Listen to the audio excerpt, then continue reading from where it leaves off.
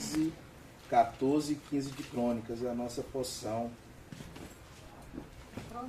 escriturística. Isso, primeiro livro das Crônicas, 12.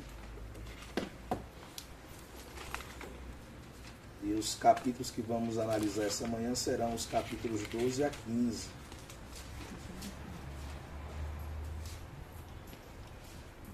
Logicamente a gente faz isso de forma bem resumida.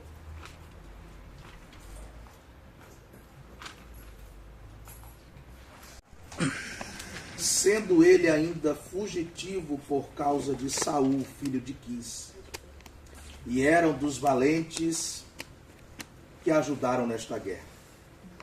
Armados de arco, usavam da mão direita e esquerda em atirar pedras e em despedir flechas com o arco. Eram estes dos irmãos de Saul, benjamitas. Versículo 17 agora do mesmo capítulo, por favor. 17. E Davi lhes saiu ao encontro e lhes falou, dizendo: se vós vindes a mim pacificamente e para me ajudar, o meu coração se unirá convosco. Porém, se é para me entregardes aos meus inimigos, sem que haja deslealdade das minhas mãos, o Deus de nossos pais o veja e o repreenda. Então entrou o espírito em Amazai, chefe de 30, e disse: nós somos teus, ó Davi, e contigo estamos, ó filho de Jessé. Paz seja contigo, e paz com quem te ajuda, pois que teu Deus te ajuda. E Davi os recebeu e os fez capitães das tropas. Amém. Tome seu assento, por favor. Inicia com os guerreiros que foram encontrar Davi em Ziclag. Em Ziclag havia uma caverna muito conhecida que Davi não chegou a passar apenas dias, mas até mesmo meses. O nome da caverna é Caverna de Adulão. Foi um dos períodos mais tensos da vida de Davi, porque ele já havia sido ungido rei. Para os irmãos que talvez não se recordam, Davi foi ungido rei aos 16 anos de idade. 1 de Samuel, capítulo de número 14, né? Começa a trajetória de Davi como ungido a rei. Só que Davi só vai assumir o reinado total de Israel aos 40. Ou seja, Davi esperou 24 anos para assentar-se no trono de forma legítima. Nós aprendemos uma lição extraordinária com essa espera de Davi e com outras esperas da Bíblia.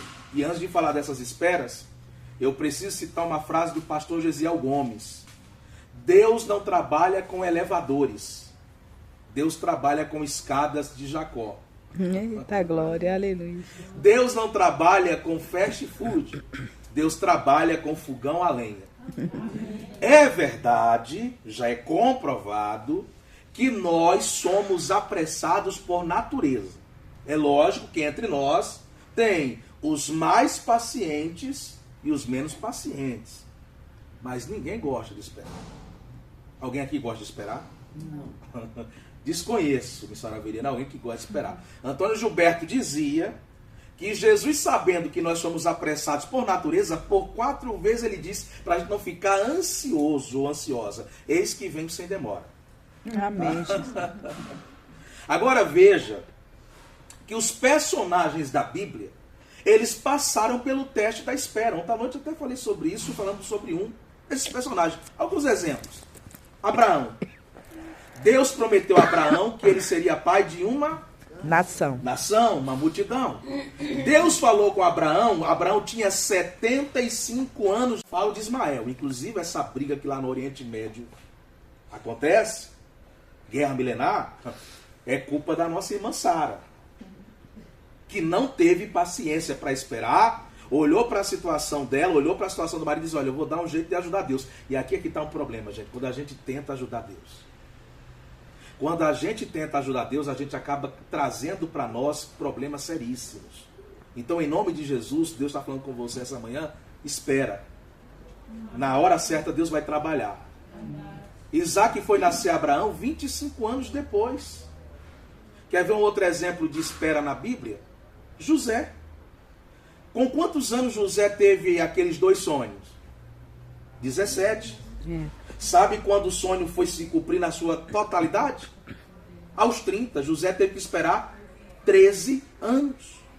Veja, Abraão espera 25, José espera 13, Davi espera 24, Paulo, xará do nosso amigo, esposa da irmã Carla, Paulo, ele recebe Jesus como Salvador em Atos 9, e a gente pensa que o ministério da vida de Paulo foi assim, converteu e já começou a sair evangelizando os gentios. Não, ele voltou para a sua cidade, foi fabricar tendas e ficou lá 14 anos, até que a igreja começa a crescer, e Barnabé lembra-se do rapaz Saulo e vai buscar.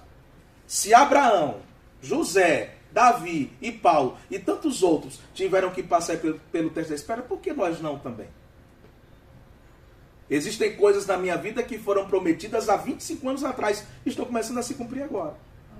E tem outras que foram prometidas que ainda não se cumpriram. Não sei se vão se cumprir, porque eu acredito que a qualquer momento Jesus vai voltar. E aí a gente vai desfrutar de todas as promessas lá na glória. Mas em nome de Jesus, espera, tá?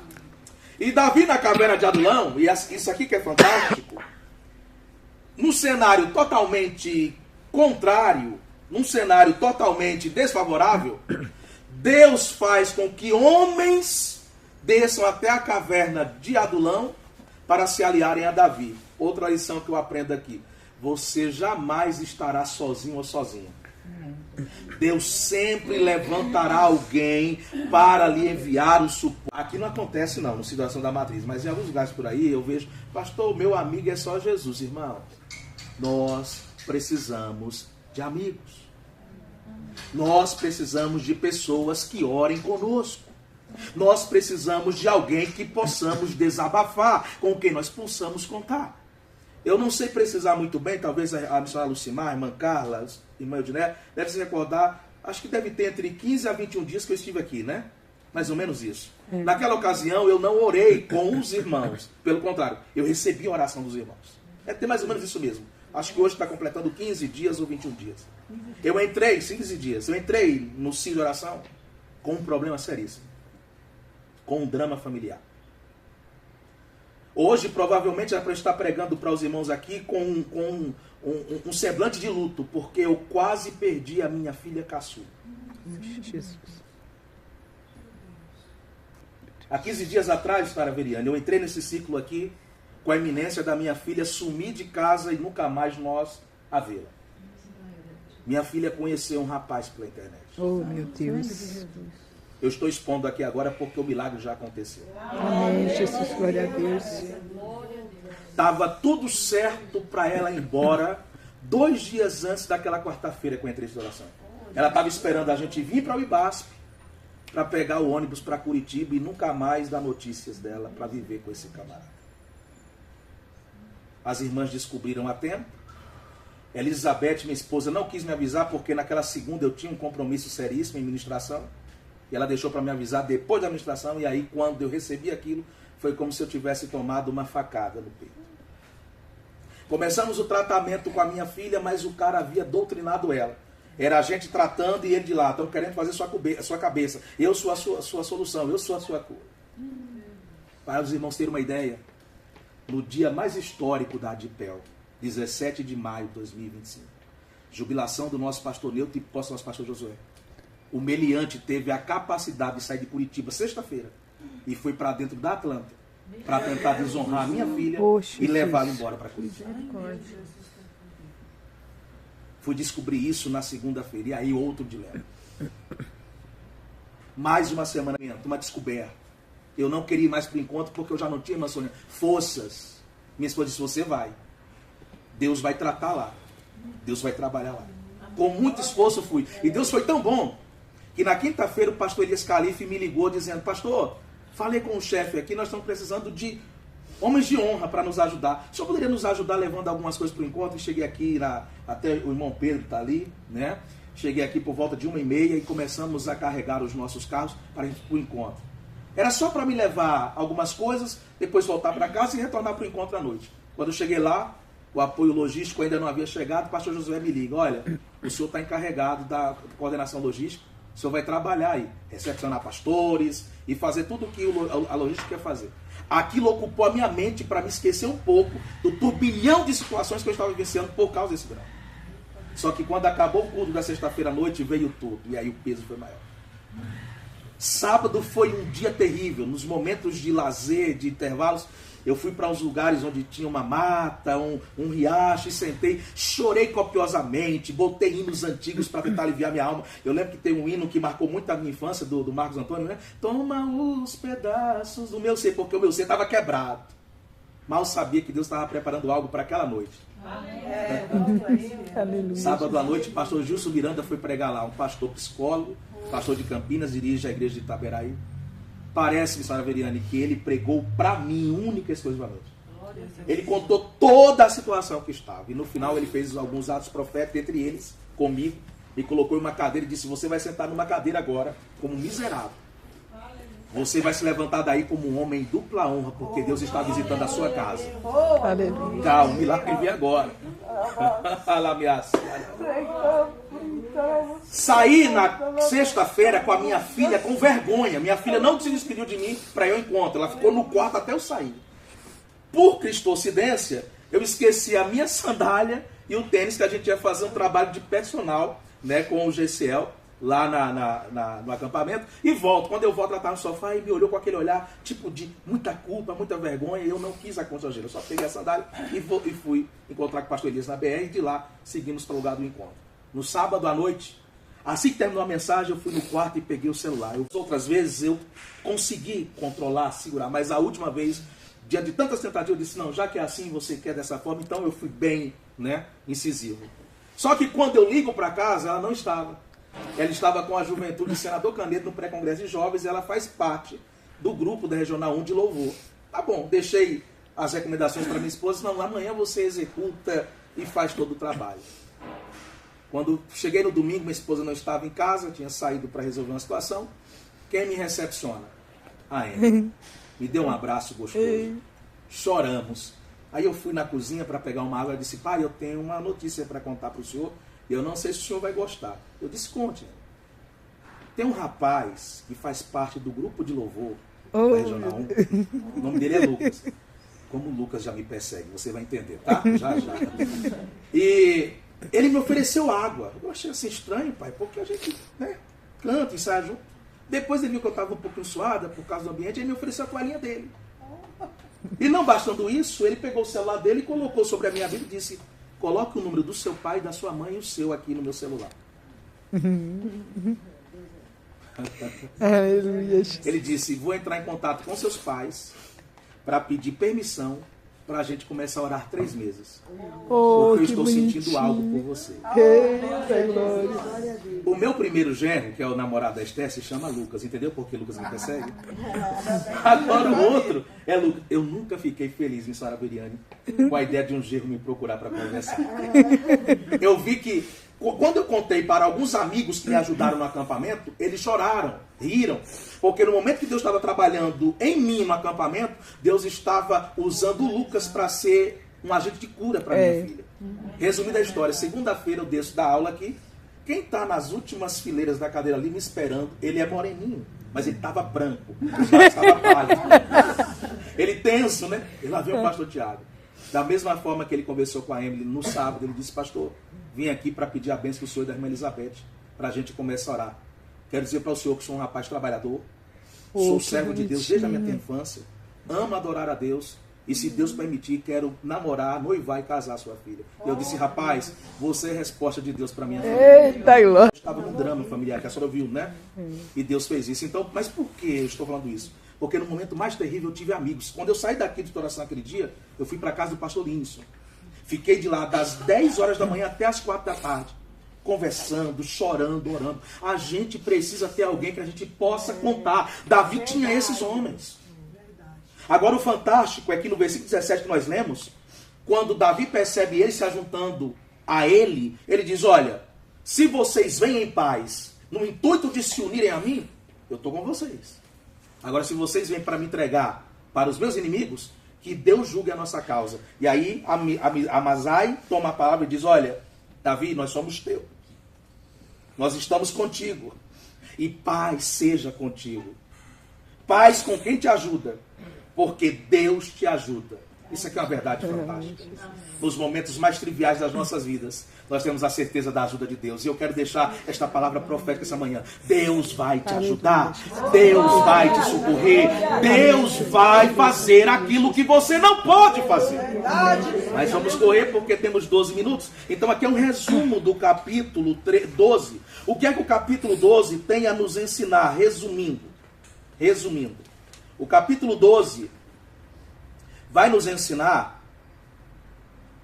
Esse negócio de depender de aparelhos eletrônicos é terrível, né? Saudade do tablet. Aí agora usa o celular, que é mais prático. O que é que o capítulo 12 vai nos ensinar? Que nos momentos mais difíceis das nossas vidas, Deus levantará pessoas com habilidades, recursos e lealdade. Amém. Isso nos faz lembrar que, como crentes em Cristo, somos chamados para superar as nossas diferenças. Afinal de contas, nós somos individuais. Cada um tem a sua individualidade. Mas mesmo individuais, nós fazemos parte de um corpo. Que corpo é esse? O corpo de Cristo, que é a igreja. Então veja, cada membro do corpo ele é diferente. O pé é diferente da mão, o nariz é diferente da boca, mas eles trabalham simultaneamente para o funcionamento de todo o corpo. Ou seja, precisamos um dos outros. É por isso que quando qualquer parte do corpo, o corpo, porque nós estamos interligados. Saiba disso, nós somos um em Cristo. Tá? Outra lição que nós aprendemos aqui é que esses homens estavam chegando para um momento de transição, como quem dizendo, agora Davi é o nosso novo rei, é o nosso novo líder. Vamos nos empenhar para ajudar nessa missão. Isso aqui se aplica muito ao momento que nós estamos atravessando. Nós estamos agora com um novo líder.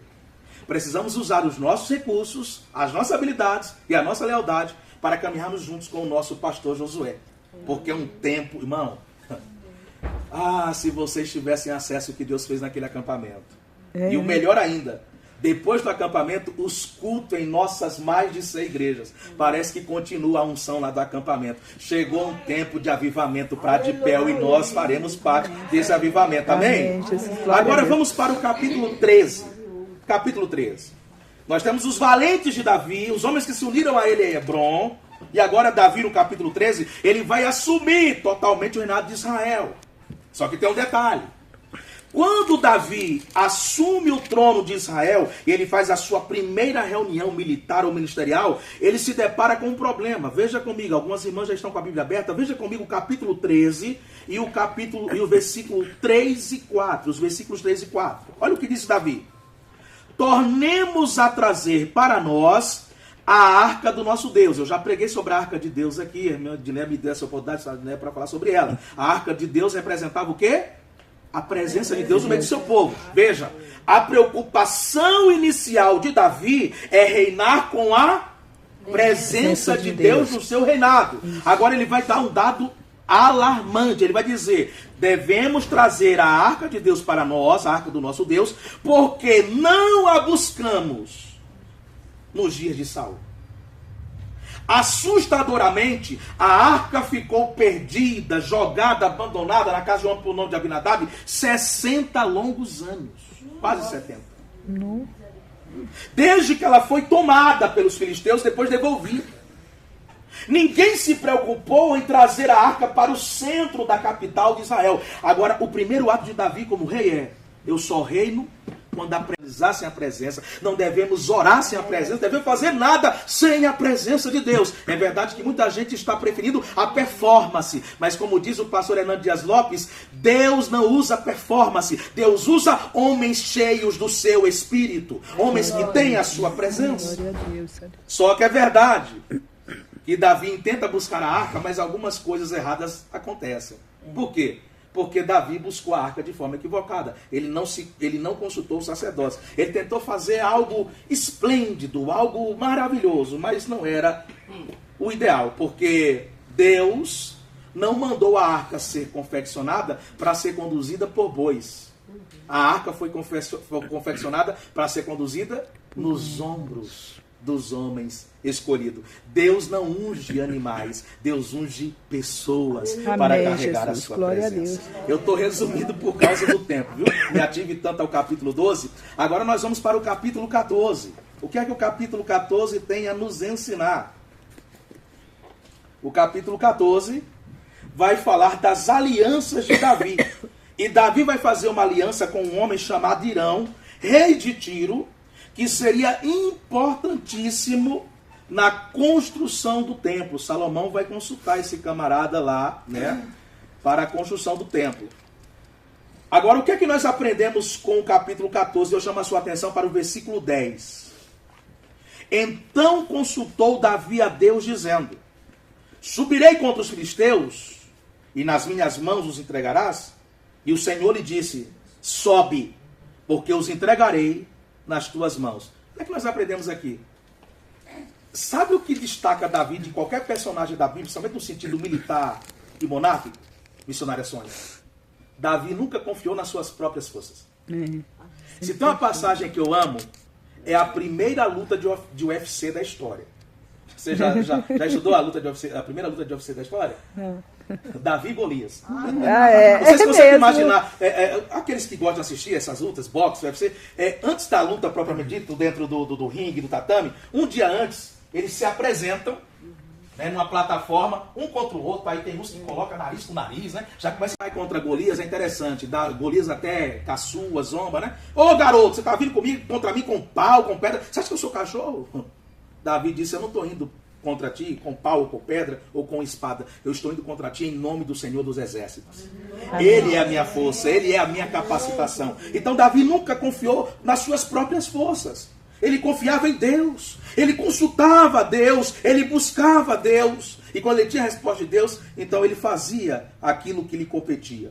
Que nós aprendamos com o capítulo 14, que nos momentos de guerras, de batalhas, nós precisamos orar. John Wesley dizia algo fantástico: eu não posso fazer nada sem antes ter orado, mas posso fazer tudo depois de ter orado. Irmãs, irmãos, fique a dica: não faça nada sem orar antes.